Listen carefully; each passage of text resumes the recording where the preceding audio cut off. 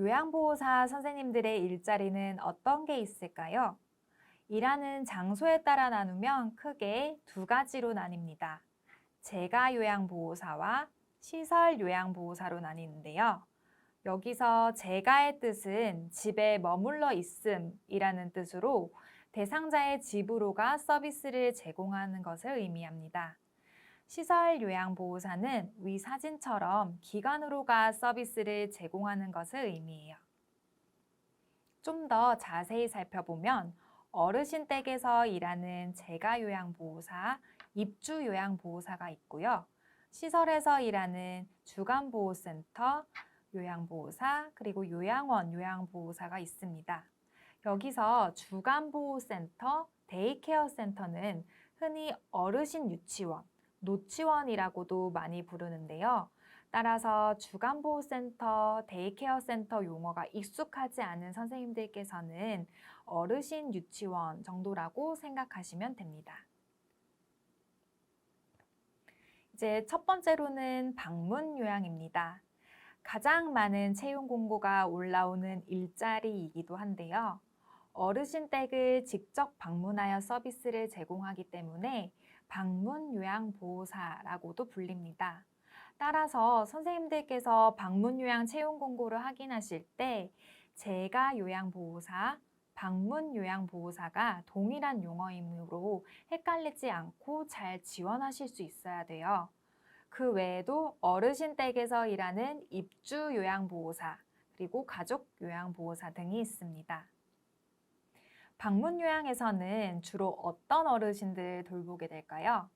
보통 신입 요양보호사 선생님들께서 많이 걱정하시는 부분이 경력이 없는데도 일을 할 수 있을까요? 또는 경력이 없는데 취업이 될까요? 라는 질문을 많이 하십니다.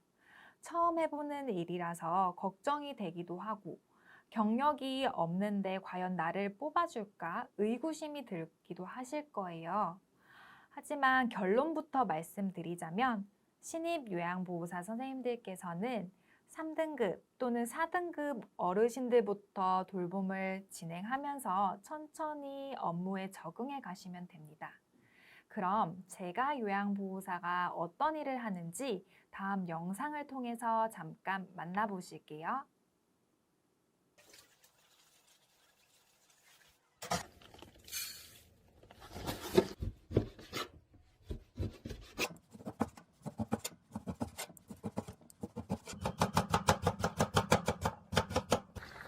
오늘의 메뉴는 육개장이 바글바글 끓고 있습니다.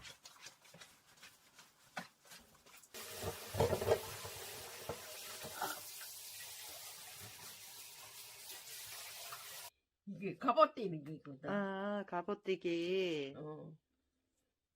이거 혼자도 할 수 있다, 이거는, 그죠? 이거는 혼자 할 수 있어.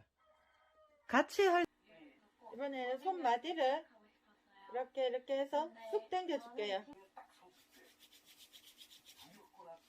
박수 10번 쳐줄게요. 하나, 둘, 셋, 넷, 다섯, 여섯, 일곱, 여덟, 아홉, 열. 깍지를 낄게요. 손목을 돌려줄게요. 시작. 하나, 둘, 셋, 내로 하나. 손목만 돌려줄게요. 손목만. 하나, 이렇게. 둘. 재가 요양보호사의 경우 1등급에서 5등급 어르신을 돌보게 되는데요. 위 표와 같이 등급별 어르신 특징은 선생님들께서 공부하실 때 많이 보셨을 거예요. 그럼 선생님들께 퀴즈 하나 알려드릴게요. OX 퀴즈인데요. 요양보호사 자격증만 있으면 5등급 어르신들을 돌볼 수 있다. OX. 네, 정답은 X입니다. 5등급 어르신의 경우에는 국민건강보험공단의 치매교육을 필수로 이수하고 수료증을 받으셔야 돌볼 수가 있어요. 그러니 이 부분만 유의해서 선생님들께서 처음 방문 요양 일자리를 구하실 때에는 1에서 4등급 어르신을 선택하셔서 일자리를 지원하시면 됩니다. 만약 5등급 어르신을 돌보고 싶은 경우에는 센터 계약 후에 센터에서 국민건강보험공단으로 치매 교육을 신청을 하셔서 교육 수료를 하시면 5등급을 돌볼 수 있는 자격이 주어집니다.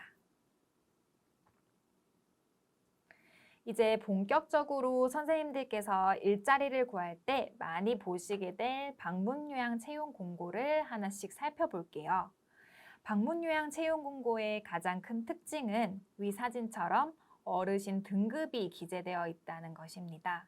따라서 선생님들께서 어르신 선호하는 등급이 있다면 이를 가장 먼저 확인하여 일자리를 지원해 보실 수 있겠죠?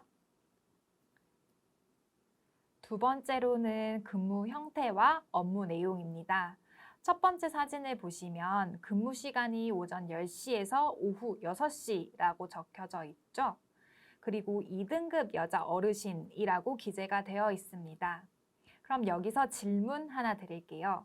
2등급 어르신은 최대 몇 시간 돌볼 수 있을까요? 네, 1등급, 2등급 어르신은 최대 4시간 방문 요양 서비스를 진행할 수 있습니다. 그런데 채용 공고의 근무 시간을 보면 오전 10시에서 오후 6시라고 되어 있죠. 이 경우 4시간은 공단 수가로 진행이 되는 것이고 다음 4시간은 비급여로 진행이 되기 때문에 본 채용 공고에서 요양보호사를 모집할 때 8시간 근무할 수 있는 요양보호사를 찾고 있다고 생각하시면 됩니다.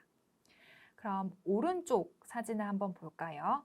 근무 내용을 보시면 외출 시 동행 식사 챙겨드리기라고 적혀져 있습니다. 사실 채용 공고에는 업무 내용이 모두 비슷비슷하게 적혀져 있기 때문에 실제 보호자의 요청 사항이나 어르신 상태에 따라서 요양보호사 선생님께서 하시는 업무 내에서 중점적으로 하시는 서비스는 조금씩 달라질 수 있다는 것도 알고 계시면 좋습니다.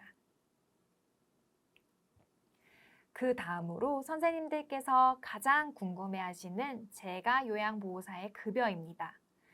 고용노동부는 2022년 최저임금을 시간당 9,160원으로 고시를 하였기 때문에 선생님들의 최저시급은 위와 같이 시간당 최저임금 9,160원, 주유수당 1,832원, 연차수당 527원을 모두 합한 11,519원입니다. 이거보다 적게 받으면 근로기준법 제2조 1항을 위반하기 때문에 요양보호사 선생님들께서는 이 이상을 꼭 받으셔야 된다는 것을 기억하셔야 해요. 그리고 2023년 제가 요양보호사의 최저시급을 한번 살펴보면 2023년에는 최저시급이 9,620원으로 상승될 예정이기 때문에 거기에 따른 주유수당도 1,924원, 연차수당도 554원으로 증가가 되어서 모두 합한 12,098원이 2023년 요양보호사 선생님들의 최저시급으로 책정될 예정입니다. 제가 요양보호사의 시급은 센터마다 조금씩 다릅니다. 위에 사진을 보시면 왼쪽 사진과 같이 최소 11,600원에서 최대 14,000원까지 지급을 하고 있고요. 어르신 등급에 따라서 일할 수 있는 시간과 날짜 수가 조금씩 다르기 때문에 보통 1, 2등급은 약 100에서 110만 원 정도의 급여를 받으실 수 있고 3에서 4등급 어르신들을 돌보는 경우는 약 70에서 80만 원, 5등급은 약 70만 원의 급여를 받으실 수 있다고 생각하시면 됩니다. 그 외에 제가 요양보호사 선생님들께서 받을 수 있는 수당 2가지가 있는데요. 첫째는 중증 가산 수당입니다. 보통 1, 2등급 어르신들을 돌보는 경우에 중증 가산 수당이라고 해서 3,000원의 가산금을 지급하고 있고요. 장기 근속 수당은 한 기관에서 월 60시간 이상, 근무한 개월이 36개월 이상, 즉 3년 이상이 되시면 월 6만 원의 장기 근속 수당을 받을 수 있습니다.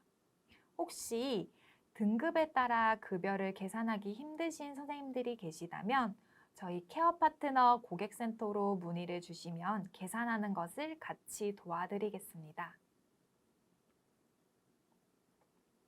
마지막으로 선생님들께서 나는 재가요양보호사의 직무와 맞을까? 머릿속에 한번 질문을 던져보면서 다음 내용을 들으시면 조금 더 도움이 되실 거예요. 첫 번째, 선생님의 성향이 집단으로 근무하는 것보다 개인으로 근무하는 것을 선호하는지 한번 질문을 해보세요. 그리고 많은 어르신들을 돌보는 것보다 어르신과 1대1 돌봄을 선호하는지도 한번 체크해 보시면 좋습니다. 특히 재가요양보호사에게 중요한 역량 중 하나는 의사소통 능력인데요. 시설요양보호사에 비해 어르신 상태에 대해 보호자와 이야기를 나누게 될 경우도 종종 있고요. 또 3시간 또는 4시간 한 어르신과 꾸준히 케어를 진행하기 때문에 평소에 다양한 어르신과 의사소통 해본 경험이 있으면 재가요양 일을 하시는데 좀 더 수월하실 수 있습니다. 이제 재가요양보호사의 장점과 단점을 알아볼 건데요. 장점은 우선 근무 시간이 짧아서 비교적 다양하게 시간 활용을 하실 수 있다는 장점이 있습니다. 그리고 어르신과 1대1로 돌봄을 제공하기 때문에 유대감을 형성하기가 수월한 편이고요. 그리고 세 번째로는 장기 요양 직장 중 가장 일자리가 많습니다. 그리고 시설 요양에 비해서 정년이 없기 때문에 60대 이상이 되셔서도 재가요양으로 일을 하시는 분들이 많아요. 그리고 단점을 한번 살펴볼게요. 재가요양의 단점은 어르신들의 건강 상태가 나빠지거나 사망을 하시게 될 경우에 근무가 종료될 수 있다는 점입니다. 그리고 어르신이 거주하는 장소에 따라서 근무 환경이 천차만별이고 어르신 상태나 보호자의 요구사항에 따라서 조금 중점적으로 서비스해야 하는 부분이 달라질 수 있고요. 마지막으로 연차 및 월차 사용 불가라고 되어 있긴 하지만 이제 센터와 협의하에 일정을 조절할 수도 있기 때문에 불가능하지는 않고 협의 후 조정이 가능하다 정도로 알고 계시면 됩니다. 지금까지 알려드린 내용 곰곰이 생각해 보시고 선생님들께서 재가요양보호사 직무와 맞을지 한번 판단해 보시면 좋을 것 같습니다.